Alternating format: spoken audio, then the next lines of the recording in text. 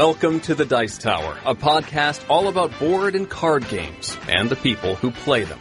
This episode, number 23, is part of our Classic series and was originally aired on November 2nd, 2005. In this episode, we review Runebound and Combat Soldiers, Battle of the Bulge, and talk about our top 10 board games from 2002. And now, here's your host, Tom Vassell. Well, hello, and welcome to the Dice Tower. This is something I haven't done for a long time now. I've just been so busy. I'm still busy, but I said that if someone donated to the show, I would put up one or two of these old episodes, and therefore I am. It's kind of weird to look back at these episodes now and realize that they are 5 years old. I guess that's not that long in a lot of terms, but for podcasts, I think a 5-year-old podcast is a pretty long podcast, and I'm glad that we're still on the air. But wow, the changes that have occurred. But without further ado, let's get into the podcast. I'll let you listen to the whole thing. Don't enter the contest. The contest is over, but it was an interesting contest and led to some interesting results. So go ahead and listen to it, and I'll give you some comments near the end. Dice Tower Episode 23.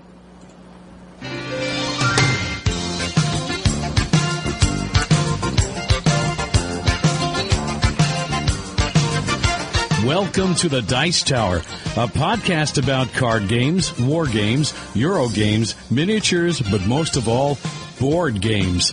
Your hosts are Tom Vassell, Internet Reviewer Extraordinaire, and Joe Stedman, vocal war game enthusiast. More about the Dice Tower can be found on the web at www.thedicetower.com. And now, here's your hosts, Tom and Joe.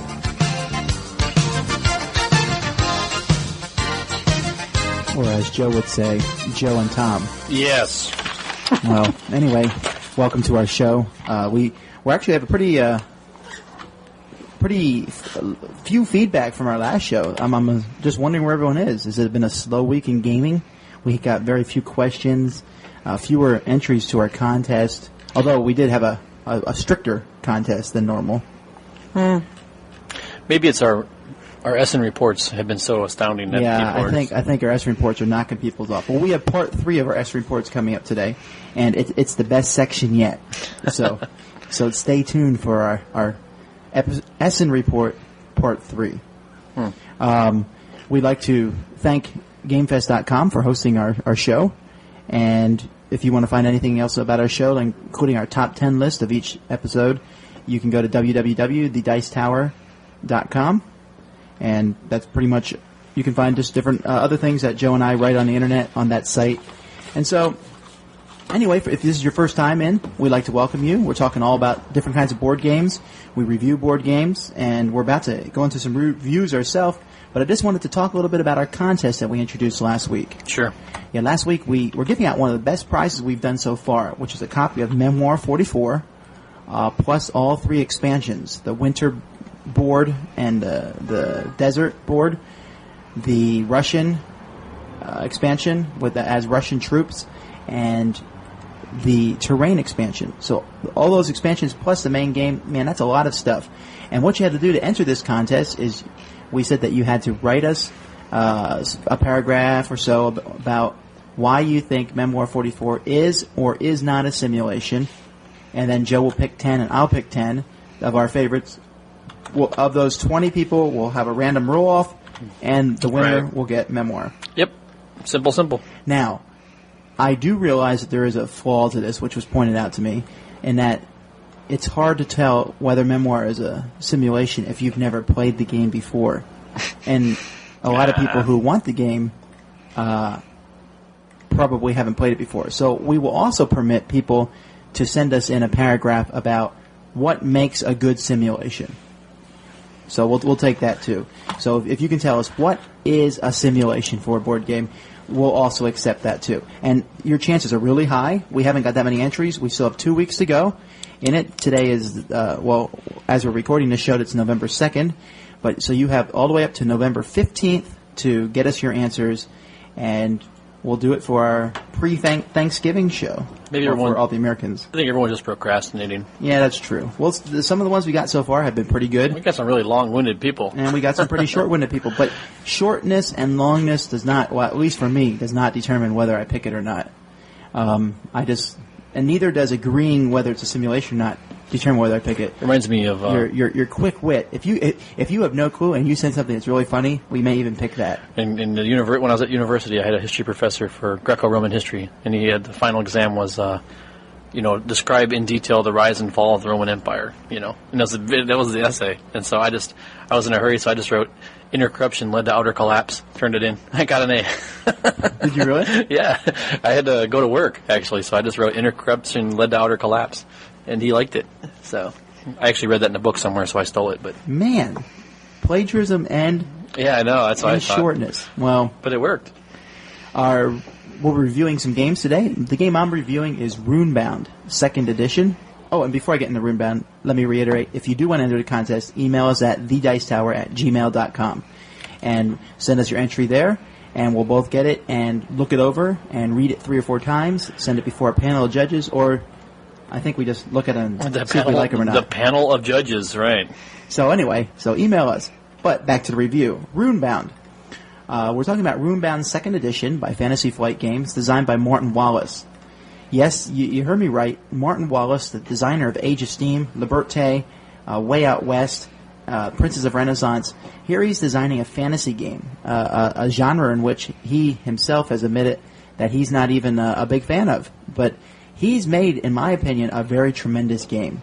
I can't tell you the differences between the 2nd edition and the 1st edition because I haven't played the 1st edition. I do know that in the 1st edition there was a single 20-sided dice, and in 2nd edition now you use 2 10-sided dice, which in my opinion is better because it gives a bell curve rather than a straight chance that the 20-sided die gives. However, beyond that, Runebound, the 2nd edition, is just a tremendous fantasy role-playing game experience. When you play the game, you each start with a character. There's 12 that come in the game, and you're moving them around the board, attempting different adventures. You're attacking creatures, and you have 3 different skills, ranged combat, melee combat, and magic combat. And the monsters you come across, you have to fight them. On your trip, you'll pick up allies who can help you out. You can pick up the 2 allies. You can get weapons and armor. And as you defeat things, you get experience. And when you get enough experience, you can trade that in to upgrade one of the stats of your characters. And for me, it was a storyline game. A game where you moved, you upgraded your character. And I do realize that there's what could be problems for some people. Number 1, there's not a lot of player interaction. And that's not something that Joe's a big fan of. In fact, in our one game, he tried to attack somebody. And you guys yelled at me. Well, it's the rules really allow me to. The rules allow a player to attack another player, but I'm a player killer, it's really in neither player's interest to do so. I'm the guy that goes on the role-playing games and kills other people. I'm a player killer. And the other one is that if you play with more than 3 people, there's going to be some considerable downtime on your turns. I like watching the other players move. I like watching them build their characters up. But if you watch 5 people, if you're playing a 6-player game and you're watching 5 people do that between your turns, it could get a little long. So I'll play it with 2 or 3 people. I played a 2-player game the other day, and it was a really good time. It's a role-playing game in a box. It's mostly about combat and upgrading your character, but that appeals to the munchkin inside all of us, or at least inside me. And so I'm going to highly recommend Runebound 2nd Edition by Martin Wallace from Fantasy Flight Games. Cool. Over to you, Joe. Is it my turn already? It is. All right. Well, this week I'm going to do a newer game, and it's actually a card game. It's called Combat Soldiers in the Battle of the Bulge. This is Lost Battalion Games. Neil Schlaffer, I'm not sure. He's the guy who designed it in 2004. Now, basically, this is if you're familiar with the game Guerrilla, this is basically a really good remake of the game, and they based the game in the Battle of the Bulge. And there can never be too many Battle of the Bulge games out there. That's not according to some people. That's my favorite battle to play. So I had to pick it up just for that, and I was very impressed when I got it. The quality of the components are really good. The cards themselves are beautiful. It's a 3 to 6 player card game, and basically what you do is you're secretly choosing objectives. There's a set number of objectives, and then you play the Germans and the Americans. And so there's a little bit of going back and forth. You're building different units, trying to take the objectives or hold different objectives, and you score points for just killing other units and whatnot. And it's 3 to 6 players, and so being multiple players. Do you hear a train, Tom? Yes, I do. Wow, but probably our listeners won't. Oh well. Anyway, so you gain points by killing an enemy, taking objectives, things like this, and it's a 6-player card game. So that's really distracting. Go ahead, don't let the train stop you. It's a train. My goodness. It's a train. Anyway, my son would yell right now for the train. But it also comes with some chits and some stuff so you can keep track of different objectives. I highly recommend it. It's fairly cheap. It's a lot of tension when you play the game. What else can I say about it? It comes with 128 playing cards, and the cards are really, really heavily coated, like real thick. They're just really good cards. The gameplay itself is pretty fun and tension-filled. I think it's like $20 or so. It's not much more than that. Lost Battalion Games. Pick it up. That's it. Nice short review for you. Well, thank you very much. What's your name, scumbag? There we go. Oh, boy. We're back, folks. Oh, boy. Now, we got only a few questions this week, but we did get one very, very lengthy letter from Gary Christensen. Oh, man. The Mountain Man. Man Mountain. Man Mountain, that's right. Our last contest, we talked about, Joe asked a question about what were the 3 most popular battles when it came to wargaming. And his answer was what again? We're Battle of the Bulge, Waterloo, and Gettysburg. Okay. See, he had to think there. No, I didn't have to think. I I didn't know you were going to ask me that. Okay. Well, I mentioned that I thought that D-Day should be one of them. Well, Gary proceeded to tell me in no few words that I was wrong. He mentioned that he personally has 27 games on Battle of the Bulge, but he thinks there's about 40 of them.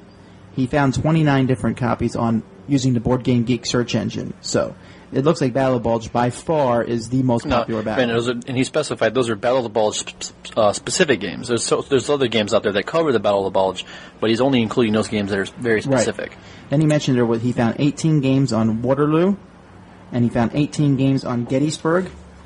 But with Normandy, he only found 13. Ooh. He said if he used Omaha, he got another 6. And if he did some games that included Normandy, but then if he did that, then Battle of the Bulge would just be humongous numbers, and so would Waterloo. So, as a math teacher, I cannot argue with numbers. So, I guess Normandy, we have just, for all those listeners out there who were in agony, angrily shouting that Normandy was the right answer, Gary's just shown you the error of your ways. Gary just spanked you, man. Gary slam dunked you. I'm with you. But thanks, Gary, for giving us those numbers and for that information. Does that tick you off, Tom? Ticks me off. All right. Shut up. But now we actually do have some questions. This question is from our self-proclaimed #1 fan, Philip Yower. Self-proclaimed. He asked this question to Joe, but I don't see why I can't answer it. So anyway, he says, Joe, my dad and I looked at our wargaming styles and came up with our strengths and weaknesses. Well, we already can tell where this one's heading. His dad's strength was supply and resource management, and his weaknesses were tactics, while Phil's strengths were tactics and remembering tiny rules, but his weakness was supply, strategy, resource, and deck management. What do you consider yours to be? You know what we need is we need the man in the black, what's it called, the black hood. You know, because I'm good at swordplay and you're the brute strength. We need the guy in the black, the man in black. The man in black. He can be the statist, the guy who attacks us. You know, the tactics and all that. Because he bested. What's that guy's name? Vicini? Vicini. Inconceivable. All right. Anyway, no. We've been watching Princess Bride this week. Anyway, we showed it to the kids in our classes, and they've never seen it. This generation of high schoolers has never even heard of the Princess Bride, and if you're listening to the show and haven't seen the Princess Bride, go out and watch it now. Yeah, you don't even have to watch it. You could turn off the screen and just listen to it because the dialogue is that good. It's a pretty clean movie, and I have a program on my computer where I could even make it cleaner. So I cut out the few questionable things, and I was able to show it to my students without worrying about it. But it's a good movie. Anyway, so back to the question. Joe's just trying to avoid telling everyone what his weaknesses are. Well, I just put down I have no weaknesses. Yes, I know, and I'm going to cross it out right now. Scribble. I guess my weakness would be playing a war game after midnight. I get really cranky. Come on, give a real weakness. You can ask Gary and Joe Yost about that. Well, why Joe's... No, okay, actually, my weakness, I think, was a lot of times I'm too aggressive. Yes. I overstretch myself. We're playing like a cooperative game, and Joe's being aggressive. Well, I got the Klingon mentality, attack. When in doubt, attack. I'm the dumb warrior, just, attack. So that's my weakness, I think. Okay, but what are your strengths? Don't say everything else. Attack. It's a strength, and it's also just like Patton. People criticize him, but he attacked. That's kind of my strength and my weakness, I guess. Okay, I put down for my weaknesses bluffing. I'm horrible at both bluffing my opponents and deception, and at actually determining whether they are bluffing or not. I don't know what that is. Being bluffed. So I'm really bad at that. But ironically, bluffing games are amongst my favorite. I just think at them. I'm also bad at. I'll make a quick decision. And then I'll do it and move because I hate people who take too long. And then after I've moved and looked at the board, I realize what I could have done. Right. I'm really good after I've moved. It's just being a good leader. You're just able to make that a decision. No, I'm saying I make the wrong one. I'm like that Captain Kirk. He's made the decision. He didn't think about it like Picard. Picard would try to think, what would be the best option. Kirk would just do it. I think my strengths are deduction and spatial thinking. I'm pretty good at games like Blocus and such. And I'm really good at deduction. And sometimes it's kind of a curse. In some games, I can, sometimes by the third last turn of the game, I can figure out who's going to win because I know I'll do this and they'll do this and I'll do this and they'll do this. And are you tooting your own horn over there? Well, I had to give my strengths, but I stink at everything else. This was my question. Yeah, so I know. I guess you didn't have to give your strengths. You just wanted to give your strengths. You're right. Phil, I don't know why you couldn't have asked me that. It should say Phil, Joe Stedman's #1 self-declared fan. No, he said he'll think of a question for me next week. Yeah, that's true. Actually, I already got the question for him, I think. Anyway. All right, another question for Joe. Joe, ask yourself this question. Okay. Do you have any war game suggestions for a Eurogamer who's considered dipping his toe in the water? This is from Larry Tuxbury. Does it mean water or acid? Stop. No, there's tons of games that you can use. You can go. It depends on if you want to go with the more historical type simulation games. Do you want to try that way, or do you want to go for just the fun? You could do the typical route, which is the Memoir 44 and Axis and Allies and things like that. But if you want to take it to the next level, there's some good block games out there like East Front, or Hammer of the Scots. If you want to take it to a traditional type game, there's the Bitter Woods by L2, the second edition, is a good medium level game. And or you can just jump in with both feet and go something for like Monster Game, Atlantic Wall, or Mock Day Rhine. What do you think, Tom? That's a good way to jump into the hobby, right? Yeah, that's kind of like throwing your baby in the middle of the ocean that's raging with sharks around. And then he says, they could survive. Sure, as long as he's got someone holding his hand. And then it says, I think I made a list. I know there's list on the Board Game Geek about that very question, Larry. Just type in, what are they called, gateway games or bridge games? Maybe in the future. No, because Joe's already actually done a list on that. Yeah, I did actually. I think it's like you can go back to our Dicetower.com. I think it's list number 11. If I'm not, or it's I think it's actually list number 8. If you go to the Dicetower.com, it shows the list, and you can click on it, and it'll show you the games. And then he says, P.S. Isn't Ouijambu where MASH, the book, movie, and series is supposed to take place? And actually it is. And you're the first. You're one of the first people I know that's actually told me that caught that. Actually, I was home this summer and I was watching MASH, and the guy said, I was with some friends, and they said, "Hey, let's go up to Ouijambu and have some fun on MASH." And it was kind of funny because I was just telling them about Ouijambu. So should we use the MASH music as our opening theme song? Anything would be better than our current theme song. All right. How's it go? Do do do do. Anyway, it's like the Love Boat. By the way, Larry, the list is number 8 from episode number 8. Joe gives his list of his top 10 gateway games. Right. If you're interested in getting into wargaming, he lists those games, so you can go check that out. Yep. All right. Next question. Go ahead. From Eric Forsyth. Let me read it, or you want to read it? It doesn't matter. All right. Dear Dice Tower, what are some of the main types of games and a good example of one of each category that is being currently sold? He wants to save a lot of money by picking up these gems and having a good variety of gameplay at the house. That is a bombshell of a question. I mean, that's like a geek list. You're asking us for each main category? That's hard. I wouldn't be able to okay, I knew I couldn't answer the question very well, and I read it on here anyway, just because I know people think about things like this. And really, I don't know why you would want one of each kind of game per se. If you don't like a certain type of game, for example, if you don't like auction games, why would you buy even the best of them? And if you do like them, why not buy 4 of them? Why don't we? Eric here? He's inspired us for a future list. We'll do the top 10 games for each. We'll pick 10 categories each. Okay. And then do the best for each category. That'd be like a future show. That's a good idea. And I'll do war game categories, and you can do Euro game categories. For example, one Euro game would be an auction category, and one would be, I don't know, because I'm... With me, I'll do battles. I'll do best Bulge game, best Waterloo game, the best Civil War game. Yeah, that'd be fun. I'll do that. Okay. Thanks, Eric, for your wonderful suggestion. Since we didn't get any other questions, and if you do have some, send them to us.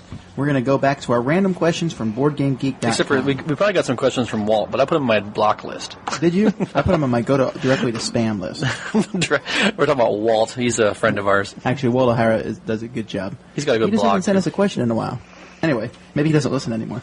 Actually, he doesn't. On Consim, he asked, "Are they still doing that Dice Tower show?" And then, I had to yell at him. But all right. Well, his first question here is, what is your favorite board game map? This is Walt's question? Board art. No, these are just random questions. Okay.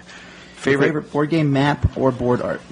Well, I can easily tell you that's just there's 2 really.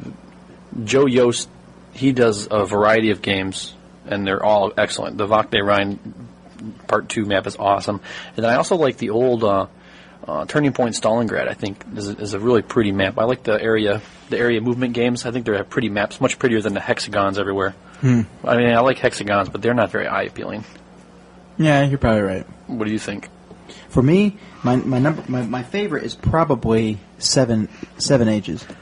I think that the huge map of the world looks really nice. I thought you were going to say Cannes. Cannes Film Festival? Cannes. Or is it Cannes? I don't know. I don't know. I'm not French. Any game by Splatter is not on the list. Although, we just got an email from our friend Shin Yu, who went to Essen, and he told us about the new Splatter game, and he always yells at me for criticizing their artwork. He says it's an acquired taste. Yeah, right. Yeah, like if you're blind. And anyway, I also like the board for Tikal, Java, and Mexica. They're just really nice looking boards. But I think of those kind of games, Return of the Heroes, with its 16 different tiles that you move around. I really like it. They're very pretty boards. It's one of my favorites. The War of the Rings got a pretty setup too when it's all set up. Yeah, but that's everything together, not just the board. Overall, I think for me it'd be Joe Yost. Anything he's done is just awesome. And then, the Multi-Man Publishing's got some new stuff that's coming out that's not traditional. The traditional geometric boards, whatever they're called. I don't know. I'm not even going to try and say the word. Yeah, they're not that pretty, but some of these new games are pretty good. All right. The next question is, who have you played the most games against? Myself. Really? I mean, honestly, solitaire games. I play a lot of solitaire games. But probably, I don't know. I think it's a tie between you and my wife. I think it's for me, it's a 3-way tie between Joe, my wife, and probably my brother. Growing up, I played a pile of games against him. Well, see, I played a lot of games with my brother too, but it was always the same game. It was always the original Axis and Allies. We played it every week. See, we were different. We always played Fortress America. We couldn't afford all those fancy-tancy Game Master games. Someone gave me Fortress America. We just had Axis and Allies, and we're missing half the parts to it, so we had proxies all over the board. Like a washer would represent a battleship. It was really bad. All right. Next question is, what movie do you want to see a board game version of? And I'm thinking that most movies just don't lend themselves to making board games out of them. But they do it anyway. Make a Monopoly out of it.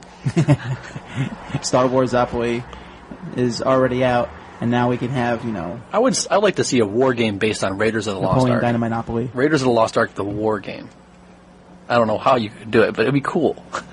Maybe they could make an Indiana Jones cooperative game. No, that's the thing. Like Reiner Knizia could do it. Knizia could do it. He could make an Indiana Jones game. You have to get to the Holy Grail. One person plays the old dad. The other person plays, That'd be interesting. And then one person plays the femme fatale. And then the Nazis. There's always got to be Nazis. If there's no Nazis, it's not a good game, in my opinion. I think I would pick maybe Independence Day, the spaceship battles versus the American pilots. Well, that's kind of cool. Ooh, that's a war game sounding, Tom. Yeah, you're right. But that's because Eurogame, I don't know. I just can't think of too many movies that lend themselves automatically to a theme. But then again, I don't sit around thinking about this. What about cartoons? Cartoons? How about TV shows like Lost? If you made a board game of Lost, you wouldn't understand the rules. They would change constantly, and every once in a while they'd kill a person. Lost is a current TV show, if you didn't know. Yeah, which we really liked last season, but I'm slowly losing interest in it because they don't ever resolve anything. Anyway, we're not talking about TV shows. We're talking about board games. Tom, that's all he does. All right, so next one is, what music do you typically listen to while playing games? I listen to Dad, Mom, Joey, be quiet. I'm playing a game. That's the music of the 3 children at home. I usually listen to movie scores, like the soundtrack to Superman or to Indiana Jones or Star Wars or Independence Day or Robin Hood, King of the Prince of Thieves, and et cetera, et cetera, et cetera. Really, when we do listen to music, it's always Christian. I mean, Christian music almost always. I like Christian. I can't say it. Christian music and the old-fashioned Christian music. I don't like that newfangled stuff. All right, our next game is which of your games is in the worst condition? Well, that's easy for me. I bet you some people can probably agree with me on this one. That'd be the Battle of the Bulge, Africa Corps, D-Day. Those are these old 1960s games from Avalon Hill. They're great. They're fun intro games, but they're old. Yeah, I don't really... Smithsonian games or whatever they're called. For me, it's just a couple of the old games that I have. Like I had a copy of Bingo that was so beat up, I don't even know why I hung on to it. They're just old games that I got in lots. I try to take exquisite care of my Euro games. Every once in a while, my girls will get Mangle, a card game. I have a copy of Winnie the Pooh Uno, which is just hideous now. But I don't know. That's not a big question for me. The kid games are pretty messed up. Take care of your games. I got a game of Sorry that looks like it's been through the wash machine. It's a sorry-looking game. It seriously looks like it's been through a wash machine. Okay, and then the last question, do you have a preferred means of transporting games to gaming sessions, like a bag, carried under one arm, stuffed in pockets? And this is definitely a big thing, not just for carrying games, but for transporting them across the ocean, something that we have to do frequently. Which my games always get damaged when I go across the ocean. Or Joe and I, we carry them, we used to play a lot in Seoul, and we carry them in the subways and stuff. Yeah. So, well, it could be like the ASL guys, and you get the little cart, and you bungee strap all your modules down, and your Ziplocs, and your Tupperware containers and all that. If I'm going a short distance and I have access to a vehicle, I always use plastic tubs.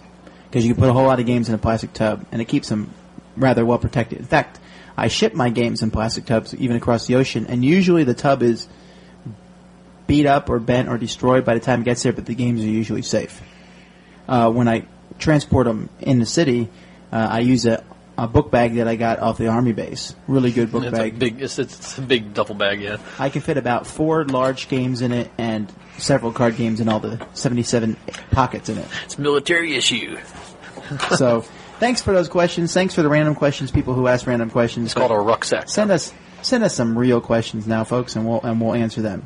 Now, this may surprise you, but we're not the only podcast on the air. There are other podcasts out there. And I knew that there was a few. Right. And so, currently, I think there's like 9 podcasts. Probably in a year there'll be 60 of them. But remember, we were in the first 5. But we're not Microsoft, but we're Firefox. We're not the big wigs, but we are the ones that everyone likes. Anyway, take that and eat on it. So we want to raise awareness of these other shows, and so here's one by Richard Denning. It's the first UK board game podcast that I know of, and he's just going to quick tell us a little bit about his show. Oh, he is? Okay. I guess I would have to turn up the volume on his soundtrack. Let's try that one more time. Here's Richard Denning to tell us about his show. Hi there, this is Richard Denning. I present It's Time for Games. It's Time for Games is a podcast based in the UK that looks at role-playing games, war games, and board games. I do reviews and discuss forthcoming events and conventions. If you'd like to know more, check out www.itstimeforgames.com, and that's a number 4 in the middle, and I'll see you there. You're listening to The Dice Tower at www.thedicetower.com with Tom Vassell and Joe Stedman.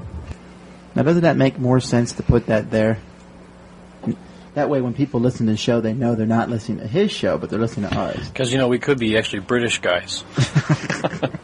All right, but British still, accents are cool. Check out his podcast. I listened to a couple of them, and I did enjoy him. He basically just monologues and talks about just different games, and it's a good way to, if you're interested in learning about a specific game, you can go see what podcast he talks about it in, and he'll tell you about it. I had a opportunity to play a lot of games this past weekend, and more so over the past week, and so did Joe.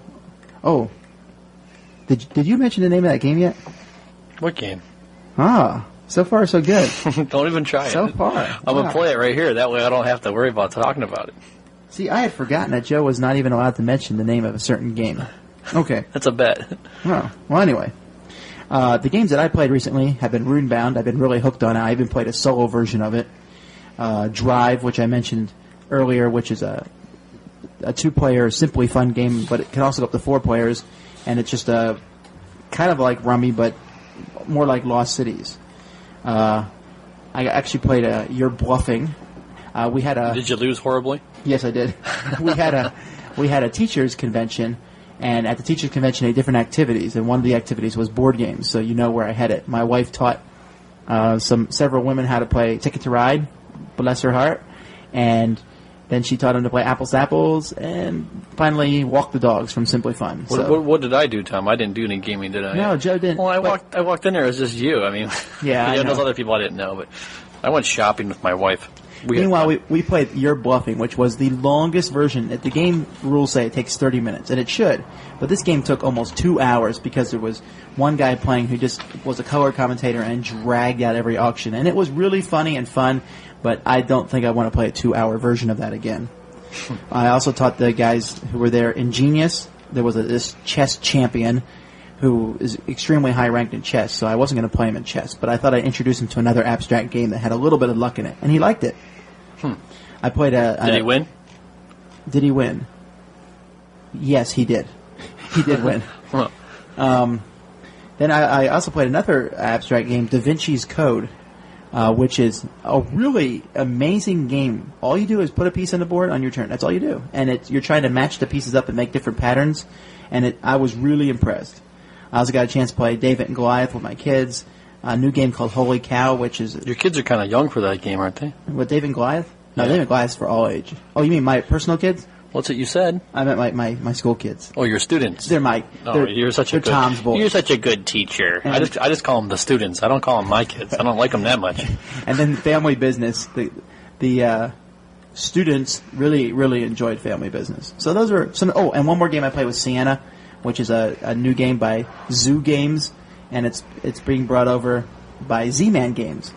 That's kind of interesting. It's 2 companies that start with Z. Sienna is probably the highest learning curve of a game I've played in a year, probably.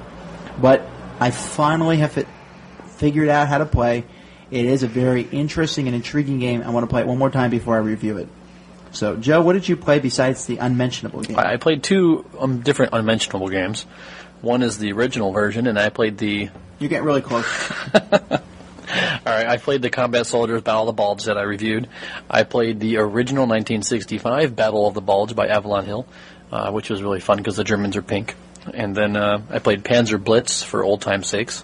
I was going through the parts and I just couldn't help it. I set it up and played.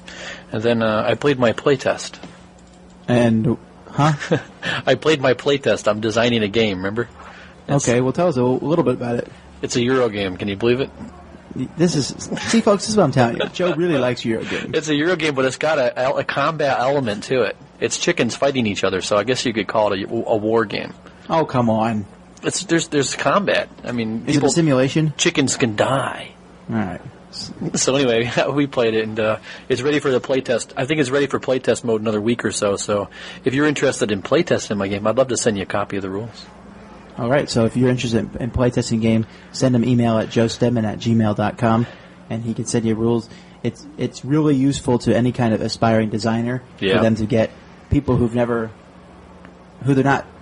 they don't see on a close personal basis to playtest their games. They're the best kind of playtesters. And I want some constructive criticism, because it's not nowhere near ready, but it's really close. Yeah, because his wife will only give him constructive optimism, and I'll just give him destructive criticism. Yeah. So if you're willing to help me out, hey, I'll put you in my game credits when I'm rich and famous in the back, a little small print, play tested by Gary Christensen or by Walt O'Hara or whatever. And now, folks, this is exciting. You've been waiting for this a long time, but our Essen Report Part 3. All right, are you ready? Yeah, this is actually better than our Essen Report Part 1 and 2. But here we go. Our Essen Report Part 3 by Well, we gonna do ours first, or you want to do his first? It is ours. Oh, This that's is right. Our roving correspondent. So we're gonna okay. Here we go. ESSA Report Part 3. Oh, man, I never remember to turn up the sound on this thing. Okay, here we go, folks. Our ESSA Report Part 3. Hi, this is Chris Brooks with an Essen report. Tom asked me to spend about 5 minutes sharing some of my experiences traveling to the Essen Spiel Fair this year. First, a quick introduction for myself. I have a weblog. It's at chrisbrooks.org. You may have read it. I talk about games and a lot of other stuff there, including family things, and I tend to rely on a lot of pictures for my weblog. And so if you like to learn about kind of the impact of gaming on a family and my adventures traveling around meeting different game groups, as well as some of the work I've done in the last year publishing a game with a number of friends and partners around the Portland, Oregon area, go check it out. So a quick overview of the trip. This was planned about a year ago, and my friend Mike Deans threw down the gauntlet to our game group, asking who was interested in going to Essen. This year I talked to my wife Julie, and we decided it'd be a good thing to do not just for me or the two of us, but to just take our whole family. And we tentatively planned to do about a 2-week trip, although we ended up doing a little bit less than that. And this was last October, so October of 2004 that we planned this out. And the numbers grew. We had a great response, not just from our game group, but from other folks in the general area. We ended up with at least 10 people, including some folks from Atlanta, Seattle, Portland, Eugene, Oregon. And it was great because we were able to book a block of rooms in the Hotel Arosa, not far from the Messe, where the Spiel Fair is held, and have a nice concentrated group of folks that knew each other that would help out later, as I'll discuss. As I mentioned, I didn't just take my family to Essen. We made this a real family vacation to explore parts of Germany. We took advantage of the direct flight that Lufthansa has from Portland to Frankfurt, rented a car there, and explored some of the south of Germany, driving down to Tübingen the first day and spending a day or so there, traveling in the Swabian Alb, or the Swabian Alb, I'm not sure how to pronounce that, including Burg Hohenzollern, which is a famous castle, some Roman ruins at Heckingen, and just the town of Tübingen. We also went to Heidelberg and explored some interesting places along the way to there, including Ludwigsburg and the monastery at Malbronn. We drove up the Rhine from Heidelberg to Koblenz, exploring a number of castles along the way there. And in Koblenz, we just strolled around the town a bit and finished our trip by driving up through Cologne, visiting the Dome Cathedral there, and then finishing up at Essen. We just had a great time. It was the right amount of travel time to lead up to kind of more of a settling down in Essen. So in the spirit of how Tom and Joe like to run their show, I've got a top 10 list of tips for Essen, and I'll wrap up with thoughts on a few of the games. But let's get right into my top 10 list. So starting at number 10, we've got see more than just Essen if possible. Essen's it is a beautiful town, and the area near the Spiel Fair, where the Messe, where the fair is held, is very pretty. But if you're going to go all that way, particularly if you're a North American, why not spend some time, exploring the Rhine? A number of folks flew into Amsterdam and spent some time there. Take advantage of the time. Take an extra day or two and just explore. Essen isn't necessarily known for a lot of historic sites, but you're not far from them if you just travel a bit. Number 9, get a hotel near the Messe. It was very convenient being able to just walk around and go back and forth between our hotel and the show. It made it easier to coordinate. I think everybody was thankful that they were close by. We were about a 10-minute walk away at the Arosa. There are a number of other options, and I recommend that you just look at Board Game Geek and a lot of the discussion that happens there in the forums around Essen to get some hotel ideas. Number 8, if you're going to travel alone or maybe just with a partner, Prearrange some meetups through Board Game Geek and some of the other communities online. Gaming is a social experience, and it can be difficult to find people to game with there if you don't do a little bit of work ahead of time. Number 7, consider volunteering to demo for a publisher. This is easier than you might think to get yourself inserted in that process. So whether it's Rio Grande or Days of Wonder, even Sunriver Games, the company that I help run, just reach out and see if anybody's looking for demo help. Usually there's some good freebies that you might get along with that. Number 6, do your homework. Consider pre-ordering hard-to-find items. If you showed up at Essen even on Thursday, maybe even on Wednesday, expecting to buy Sheer Panic and you hadn't pre-ordered it, well, you're out of luck. They were sold out before the show.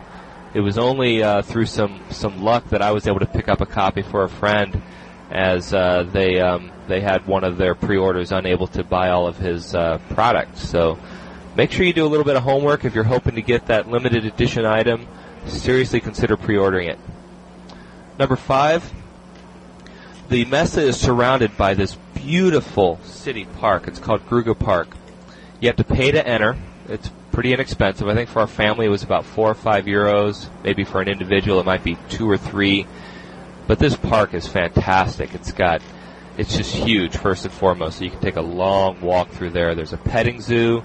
There's great playgrounds for kids. But even if you don't have kids, there's an aviary with a wide assortment of owls and birds of prey, including one that you can walk into and see the birds flying around in a natural habitat. There's a train, little kids' train that goes through it, but it's just a beautiful park, beautiful to walk through. And it surrounds the Messe, so why not spend some time in the sun? We had a lot of sun this year. I've been told that it's not always as nice weather as we had, but if you get an afternoon, even during the show where it looks like it's going to clear up, hey, go walk around the park. Number 4, try to get into the show on Wednesday afternoon if possible. This is easier than you might think. I certainly had an exhibitor pass, so I was there setting up, but the security folks were very lenient in terms of letting in folks that didn't have an exhibitor pass. It helps if you're with someone who is an exhibitor. That's another reason to consider doing demos and hooking up with someone who's going to have a booth. But try to get in there because you can start buying games. You can explore the used game sections at that point. So consider doing that. Number 4, get into the show. Number 3, cash is king. Don't expect to use credit cards. You got to have cash to do this. So, do your euro conversions ahead of time. Bring enough cash to buy the games you want because you'll need it. Number 2, the best deals, in my opinion, at the show are on shrink-wrap games, not the used stuff. If you have specific used games you're looking for, chances are you'll find it, but the best deals that I found were on shrink-wrap games. Some examples, I found Lost Valley for €10, the new Ultramare for €14, Turbo Taxi for 10. So I found a wide range of shrink-wrap games that would have cost probably at least $25 to $30 in the U.S. for under 15, in some cases only €10. My final piece of advice, open gaming can be hard to find. So this is a trade show. It's not a Gen Con type or Origins type conference where there's lots of scheduled gaming. It's very crowded. It can be difficult to actually sit down and play games. So consider coordinating this ahead of time. We lucked out. The Hotel Arosa was very open to us using their conference room at night, but we didn't prearrange this. I think next year we'll probably try to stay at the same hotel, and we're going to try to coordinate that a little bit more. We also weaseled our way into a Warlord tournament being put on by AEG and passed around the hat and did some donations and paid them off a little bit, but we used a couple tables that they were using that they weren't using for their tournament for our open gaming. So that about does it. I encourage you to look at my weblog for some thoughts on the games that I saw there. There were definitely some highlights. Kalis is very promising. Got to play that. Hope to play Anti-K and Indonesia at the Board Game Geek convention coming up next week. But follow along in the weblog, and I'm sure Joe and Tom will have some thoughts in that area as well. Take care, folks. Do we have any thoughts on that, Joe? Yeah, maybe we should have. Too bad he couldn't get a time machine and put that before people went to Because this is good for people who are thinking about going to other Essens. Next year. I think that the Essen would probably never be a show that you would want to go to unless it just dropped in your lap. And I'm talking to Joe, because he's the kind of person who really likes open gaming and he really likes war games, and neither one of those things are really prominent at Essen. I think I would enjoy it a lot, but I think I would enjoy it just because I would get to meet a lot of the designers of my favorite games. I'd stick to Origins, or I want to go to some of the better wargaming conventions in the future. I know that Joe and I mention Origins a lot, and we've been there, but I think the cool thing about Origins is it has a little bit of everything. It has open gaming. You can find it with piles of people. It has good promotion with it has a place where you can meet all kinds of people, designers, etc. It has a big wargaming section, where Joe and his cronies can be happy. It's got Gary Christensen, too. And it's, I don't know, good food. I mean, the local food in Columbus is tremendous. So good people. The people in Columbus are nice people. So we're just going to say Essen is good, but if you're in America and you can't afford to go to Essen, go to Columbus. Yeah, Columbus. And go to Origins. Look up cabs. We're going to try and go to Origins this year, but still working out details for that. I'm pretty sure I'll be there. I'm going to work on it. If you're willing to help out in that regard, go to my webpage. Click on that. Donate to Tom. Same here. So, if you want to help Joe out, go to my webpage and click on Donate to Tom. Yeah, right. Okay, each month that we remember, we do a website of the month. A website, there's I go to maybe 20, 30 different sites throughout a week, maybe 40 sites, just checking out the different game stuff. And some game sites are obviously more well-known than others, but every once in a while there's a site that you might not know about, and so we thought that we would talk about our different sites. Sure. Joe said something about being addicted to his site, I think. I'm not sure what he said, so go ahead and talk about your site. All right, well, my site is called You Play It, and I've been a member of the site for a couple of years now, but in the past... What, is it an Italian site? No, I don't think so. So it's youplay.it? Yeah, it's www.uplay.it. And like I said, I've been a member here for a couple of years, but they feature 5 basic games, and they're web versions of these games. And there's this Vampire Ring game, which is really dumb. Don't even bother. And then there's King Me, when no one hardly plays it, so who cares? And then there's Cartagena. My wife really likes it, but who cares? But then there's 2 cool games. There's Blue Max, and there's Wooden Ships and Iron Men. And Blue Max I'm absolutely addicted to. Blue Max is a World War I airplane game. It gives you your possible moves, and it does all the computing for you, all the hard parts that people don't like about games. It does that for you. And then Wooden Ships, Iron Men, the classic Wooden Ship Iron Men game.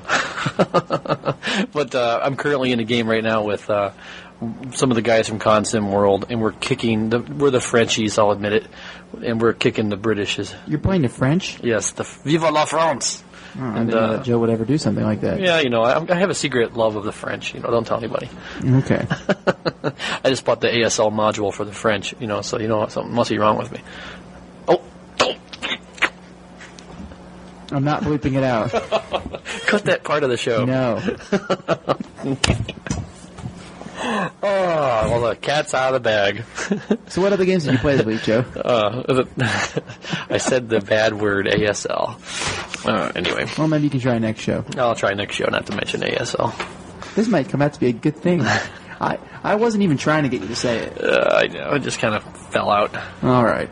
As a man thinketh in his heart, so is he. So, go ahead. Anything else about Uplay It? No, go to Uplay It. It's free to register. There's the way you can support them if you really like the show. If you really like the website, you can support it. But it's free.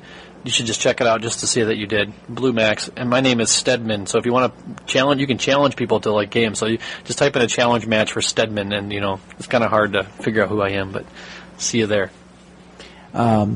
My site is www.bgdf.com. That's B as in board, G as in game, D as in designers, and F as in forum, the Board Game Designers Forum. It's a site for people who are aspiring board game designers. And as it says, it's mostly a forum. There is other things on the site, downloads and links to different places where you can buy pieces. But if you want to design a board game, this site is invaluable.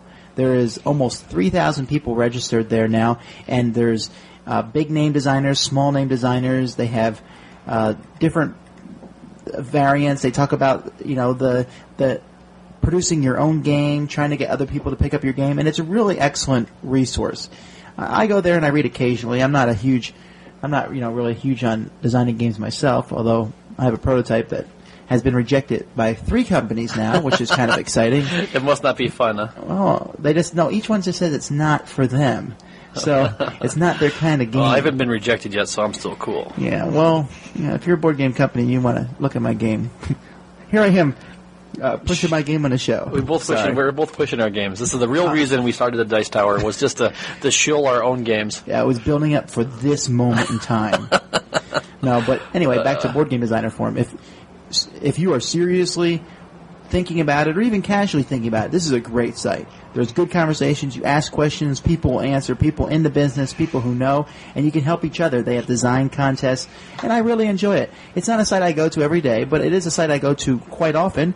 And read just the different things. I like to read about the new games that people designed that win these contests and stuff. And it's also cool to look at they have a proto parts store where you can get parts for games, and I don't know why, I just think that's just really cool. So my website for the month is www.bgdf.com. Cool. And I guess that's pretty much it. Before we go into our top 10, the two big, I guess there's our news section. Our news. Joe, you have to sit there and type. Go ahead. Anyway, I don't think people can hear you typing. Sure they can. I'll crumple the papers, right. So what's our big news for today? The first one is Larry Harris has joined Matrix Games. Now, Joe's a big fan of Matrix Games. Yeah, Matrix. They make a lot of video war games, and they do some really good ones, some of the best ones I've ever played. Yeah, I actually enjoy some of their computer games. They made a space one that was similar to a Civilization game, and I really had a lot of fun with it. For life of me, I can't remember the name of it. But Larry Harris, who is the designer of Axis and Allies, is now going to be working for them. He's going to be making a Guadalcanal game for them, and that's just big news, because he's one of the biggest designers, ever. Well, most name recognition. Yes. Well, he might be a big guy, too. No, we met him. No, he's not a big guy. He's no bigger than, he's smaller than us, but that's not saying much. Yeah, I know. We're the big... We're big dogs, yeah! Okay, so that's news item number 1. News item number 2, Rick Thornquist announced that he's going to be starting up his own website, and he has a lot of big plans, getting a lot of different people to help him there, so keep your eye out for that. I think that's going to be a pretty nifty site. You never know what that site may lead to, so keep an eye on it.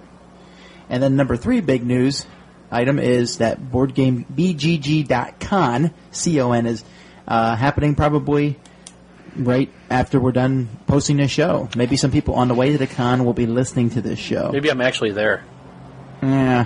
We're actually live from Texas. We were waiting for Aldi to pay for us to come in as guest lecturers. He offered me, but I turned him down. I said I wouldn't go without Tom. Oh, see, I was going to say that he offered me, and I wouldn't go without Joe. But actually, Dirk said, "I'll take you, Joe, but I can't stand Tom." So, all right. Well, okay. Now you've spoiled my evening. Yeah. All right. Well, let's get into our top 10. We've already done our top 10 games of 2004 and 2003, so we're going to just keep going backwards in time. This week, we're going to do our top 10 games from 2002.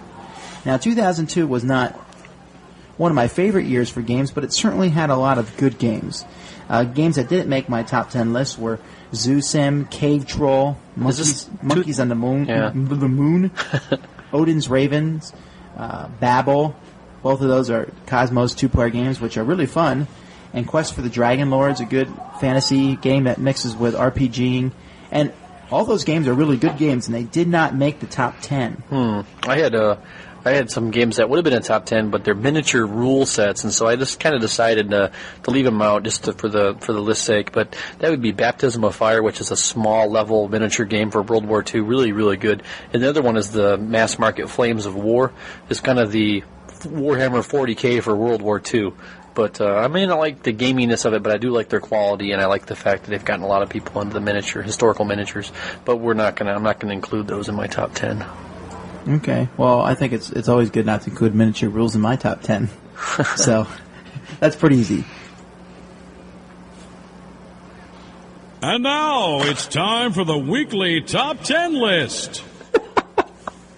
And now it's time for the weekly top 10 list. I keep forgetting that we have that twice. All right. That is number 10. Okay, here we go. We're in our number 10 game. My speech teacher used to tell me in college to keep my composure, but it's hard to keep my composure sometimes. All right, go ahead. Give your number 10 first, because I went first last week. All right, my number 10 is a real cheap game. It's called Agora. And Agora, you can get it for a couple bucks. I think it's still in production. Yeah, it's actually called a hip pocket game. A hip pocket game. And look it up on the net, on Board Game Geek. You can look it up on my... on our site, because I think it was in my top 10 list before. So this is a repeat game that's been on a couple top 10 lists, and it's for the price you should get it. It's just a little area control game basically, and you're trying to make the most money. And it kind of reminds me of the Korean markets. Yeah, well, you're actually building markets, and it's based. The theme is loosely based on the Greece or the Rome market. Right. And so, and I had someone email me. Greek. The Greek, yeah. I had someone email me and tell me that like I didn't know, but it's okay. I am a history teacher, but that doesn't mean nothing. I'm just joking. It's okay. You know, I'm not trying to scare people from emailing me. Joe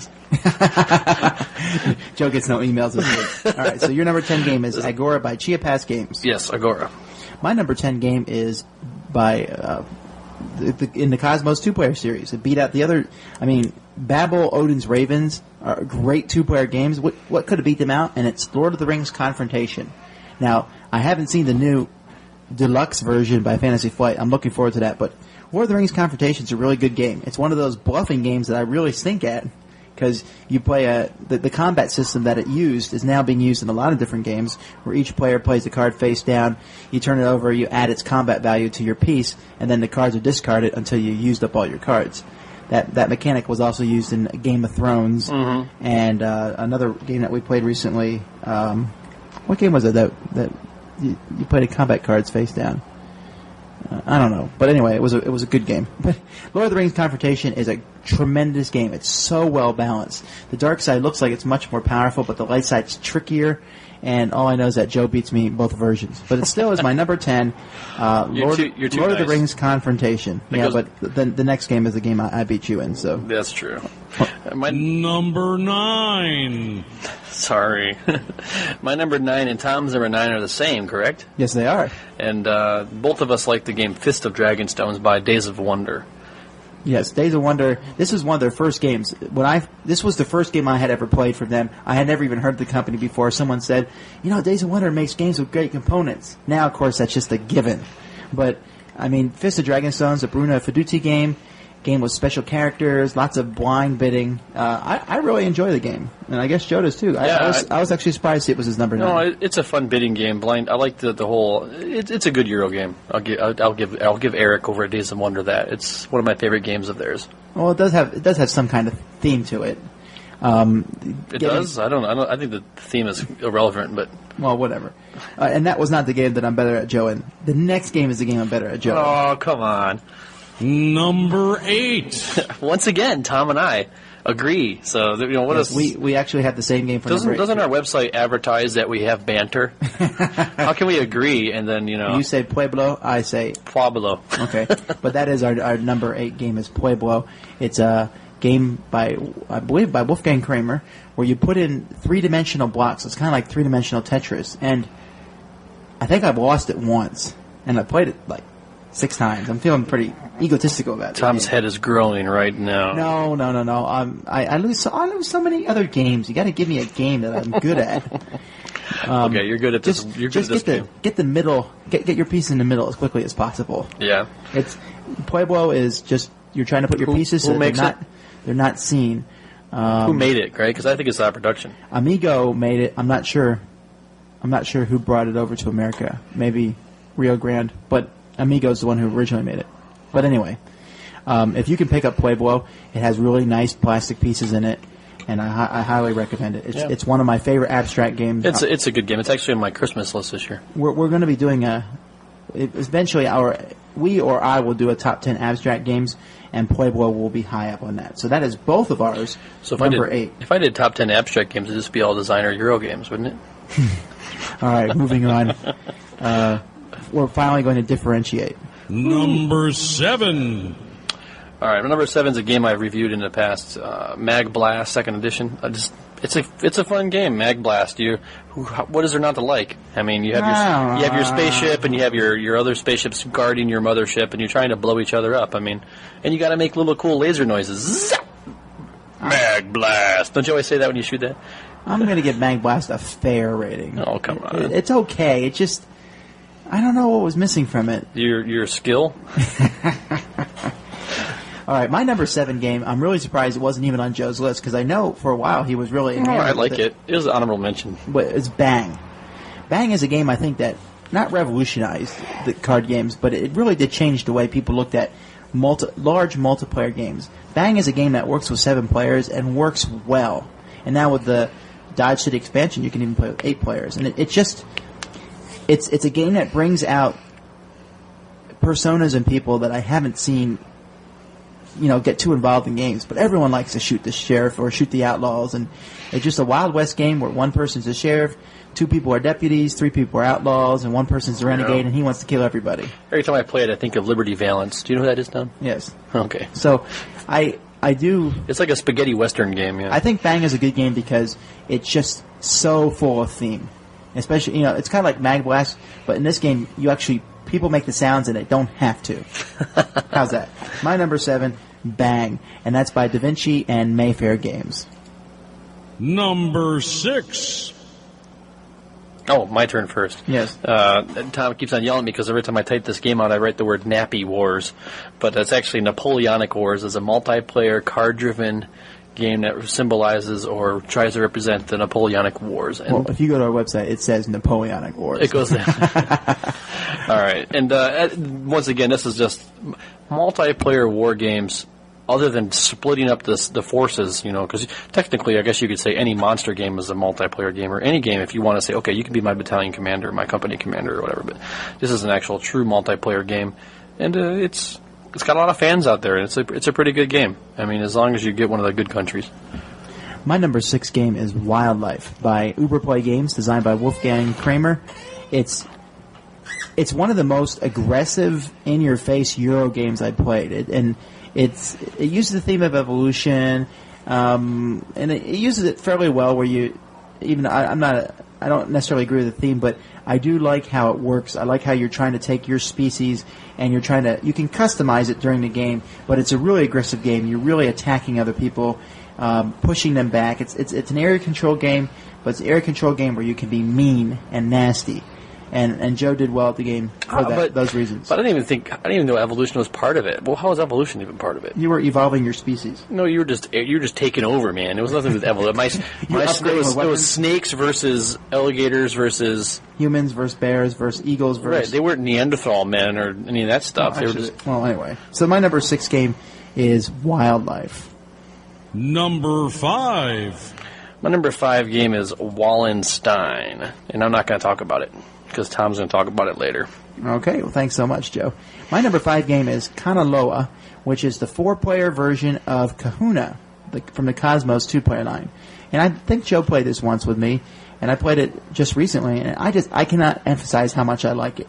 How much you're putting down bridges between islands, trying to take control of those islands. But every time you take control of an island, you kick off your opponent's bridges, which could cause a chain reaction. And later on in the game, it often does, where if you play the right bridge at the right spot, you can totally decimate your opponent. But as mean as that sounds, the game isn't overly mean. It's a fun game, and it's very simple. You just play as many cards as you want in your turn, but you can only draw 1. And then you're connecting islands with bridges, trying to control each island. I can't remember why you're trying to control them, but I think you're trying to be the big chief of the island. The big cheese. So Kanaola is my number 5 game. And that's made by some German game company. It's hard to get a hold of. Number 4. All right, my number 4 would be Hammer of the Scots. Now, Hammer of the Scots is a block game. It's very well known, very familiar. It's just a fun game. You have some cards that you can play to influence it, but overall, it's a lot of fog of war in it, and you're trying to take over each other's nobles. The rules can be a little bit fiddly until you get to know them, but other than that, it's a really good game. So you can still pick it up. They're still making it. Hammer of the Scots. It's look at its ratings. Look at people's thoughts. A lot of people like it. That's got to say something. It's critically acclaimed.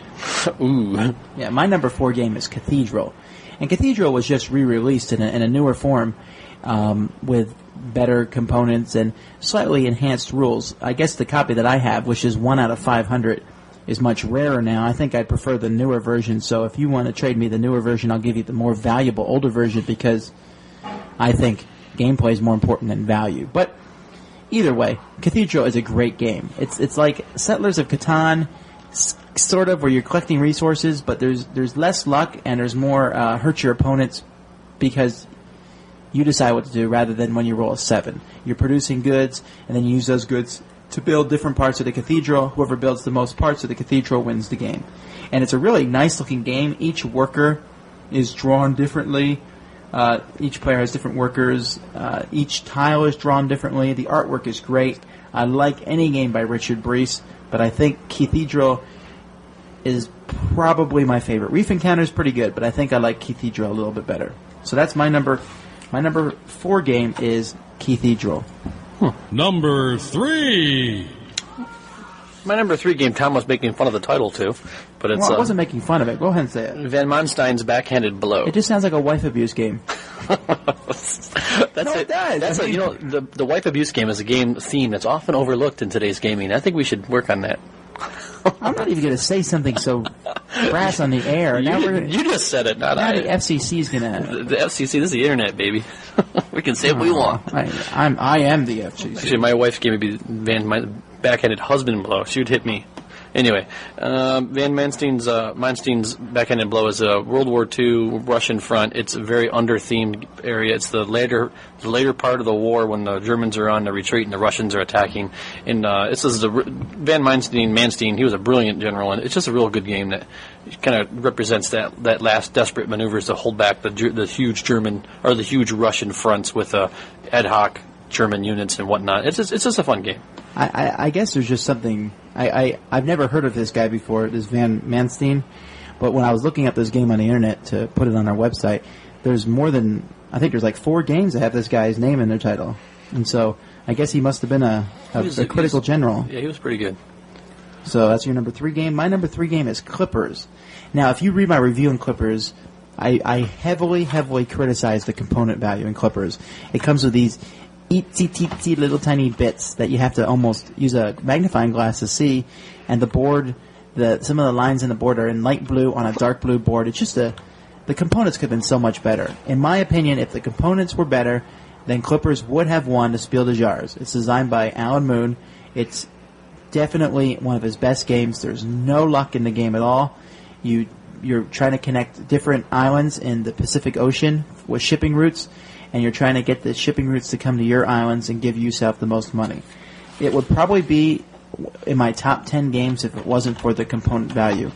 It's a great game, but the component value is just... I might upgrade it someday and put in wooden cubes and just you do different things to make the game more accessible, but I do enjoy the game so much. It's one of Alan Moon's best games.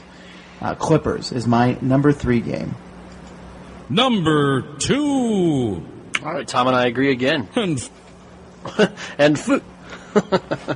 Tom and I agree again, and this time it's for number 2, Age of Steam. And we both are number 2. This is 3 times one list. This is a moment, people, that you'll never see again. Anyway, Age of Steam by Martin Wallace. It's just a great nail biter, man. I really enjoy this game, but only when I'm playing against people who are half intelligent. Because I think one person in the mix who is a newbie will throw the whole game off, and you have to go not as bad as other games. You have to know worse. I think you have to go into the game realizing there's a newbie and just play it for fun. Otherwise, you get too upset. Or be willing to give him strategy tips. What to bid on, what to go for. Yeah. I think Age of Steam is currently in my top 10 games. I think it's going to be knocked out when we get Railroad Tycoon, which I expect will show up in the next month, and I'm really looking forward to playing it with Joe and other people who like Age of Steam. Railroad Tycoon is just a beautiful Eagle Games version of it. It's a little simplified, but better pieces. And I don't know if I like that or not. Simplified? Well, you'll have to play it and see. Don't you mean dumbed down? Well, we'll see. We'll see. Age of Steam, played with 4 other people who all know what they're doing, is one of the best experiences you'll ever have playing a Euro game. Yeah, I would say that. There's a lot of confrontation. That's probably why I like it. I mean, there's a lot of... You have to hurt other people to help yourself, otherwise you won't win. And so it makes it fun. So that is our number 2 game, Age of Steam by Warfrog Games. Finally, number 1. Yeah, I might have to get him to change that finally part. Go ahead, give your number 1 game of 2002. Is it finally time, Tom? Okay. My number 1 game for 2002 is a card-driven game, World War II Barbarossa de Berlin. And there's been people who criticize it, but I really like this game. This is Ted Racier, GMT Games. I've even gone so far to buy the deluxe version of the map that they offer through GMT. I just really enjoy the game. It's in the same family, the same thing as Paths of Glory, which is very highly acclaimed. This is World War II. Sometimes people complain that the game is a bit scripted. It's kind of obvious what you need to do. But to me, that just makes it that much more fun. And World War II is my thing. So I just really like this game. I think it's well balanced. I think that it's cool because it starts off with the Germans attack. And then about halfway through the game, 3/4 way through the game, or maybe not even halfway, I guess, then it's defend as the Germans. And so it's that's why it's scripted. But it makes it fun. And just to see how you can line up with history. And it's a good game. And I would pick it up. I even laminated my original map, before I bought my big version of the map. So that's World War II Barbarossa to Berlin. Joe already mentioned as his number 5 game, my number 1 game, which is Wallenstein. Wallenstein, in my opinion, is the ultimate Euro game that pretends it's a war game. I like it because of the cube tower. I won't argue that. The cube tower where you throw your units in and your opponent throws the units in, and whoever has more units come out wins the battle. It's an extremely random way to fight battles, but at the same time, it's not as random as you think because you have units left in the tower, and you have to remember, and you have to know when to fight, and the action sequence where everyone plays cards on different cities. It's just, I want to say it's a flawless game with no flaws. The tower is kind of goofy. But I mean, the only tower flaw is in the game when you got someone who's got fumble hands or big knees, and they hit the tower, and everything comes falling out of it. Oh, so you mean the tower's flimsy? It's just a weird. It's just a weird system. You have to admit that. I love it though, but I guess maybe one weakness of Wallenstein would be that new people playing will get so caught up in combat and other things, and then they miss out on the real point and the real points of the game. And also, it's possible to manipulate a weak-minded player to help you out instead of hit the person. Experience from the receiving end, Tom, there? Maybe a little bit of both. But either way, I love Wallenstein. It's been several months since I played it. Yeah, we need to play again. It's about time to play it again. It's a manly Euro game, I'll give you that. It's another one of those games where I want to play with people who are good players. Yeah. Because, I think more so than Age of Steam, that a weak player in Wallenstein can really mess things up by just wildly attacking. Maybe we'll do a top 10 list on that someday. Where games not to play with dummies. No knobs allowed. And then we sound so egotistical and smarter than everybody else. Yeah. Are we elite? Yeah, maybe we are. Are we Ubers? I don't know. But either way, that's our top 10 games of 2002. I never want to be that kind of guy. If we ever do start sounding elite, please email us and tell us to lighten up. Just because I don't like Monopoly doesn't mean that I'm elite. I don't know. You should like Monopoly. It's not that bad of a game. But before we get into that argument again, we do want to thank you for listening to our show today. Thanks for listening to We'd like to thank Chris Brooks for giving us that Essen report. We're glad he had a good time. If you can, check out his game, Havoc, the 100 Years War. It's a new card game designed by Casey Humphrey. And Chris and a bunch of his friends started a new company, Sun River Games, and they're producing that game. And so I have it. I've read the rules, and I'm about to play test it this week and write a review. So look forward to seeing that. Is there anyone else we're supposed to be thanking? I don't think so. We'd like to thank our church that lets us use these microphones and stuff. Really like to thank our wives for letting us be here at night. I like to thank my mom for always believing in me. Okay.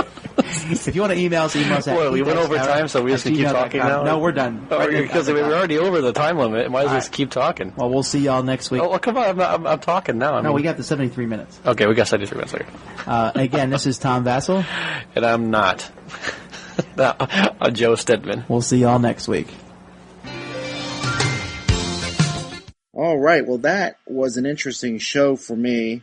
The whole Memoir contest really it was probably the most interesting contest that we've run, and I really had a good time doing that.